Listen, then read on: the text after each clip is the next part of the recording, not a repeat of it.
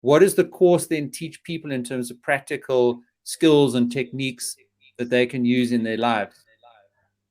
What I love about the course is this juxtaposition of this very ancient idea of mindfulness and being in the present moment, but also adding a lot of the latest neuro science research in terms of how our brains work and how um, our systems work in terms of all sorts of different things, and how to then add mindfulness to this cutting edge research in order to up your productivity and up your creativity. And for instance, the lesson that you have right there is about mental hygiene, which is how do we deal with a mistake that happens or a perceived negative event, and why we have this ancient thing encoded in our DNA, where we start cascading it through our future and through our whole value system, and how to practice non cascading, where a perceived negative event or a mistake is not, the end of the world, and you can restrict it to the tiniest possible interpretation, which will allow you to not have it happen again. So there are corrective action, but you don't need to cascade it through your whole map so that it blows everything apart when there's something that happens. And that's part of this resiliency thing that I think we need so much right now,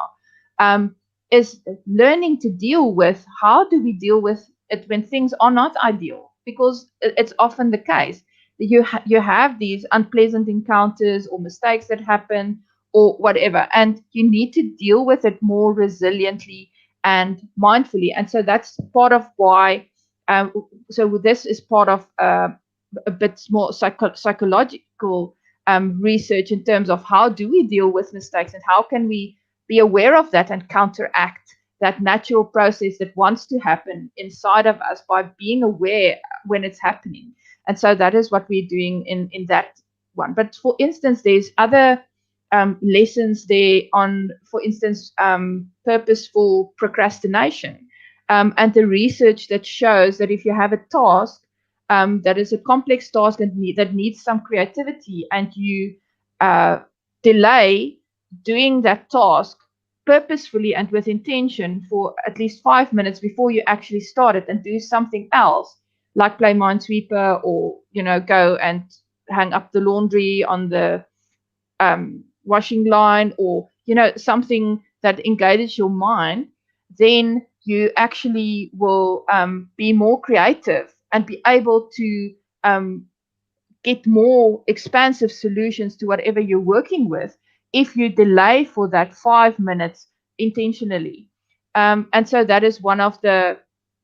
I think that's the lesson that you've got there, Peter, is one of the three easy ways to bring to up your creativity and bring mindfulness into your workday is purposeful procrastination, not multitasking, because that's a myth. That's the slide that you have on there.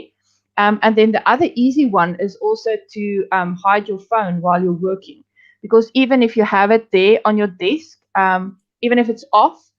if you can see it, it is drawing your mind and impacting your ability to focus. So, an easy mindful tip is to hide your phone in your drawer or put it in another room so that it is not impinging on your consciousness, and taking away some of that focus that you need. So, a lot of it is all about this, all of the research that they've done about how your brain actually works and how to get the most out of that, but in a mindful way, and using all of these different techniques and almost hacks in terms of upping your productivity and your success and creativity at work.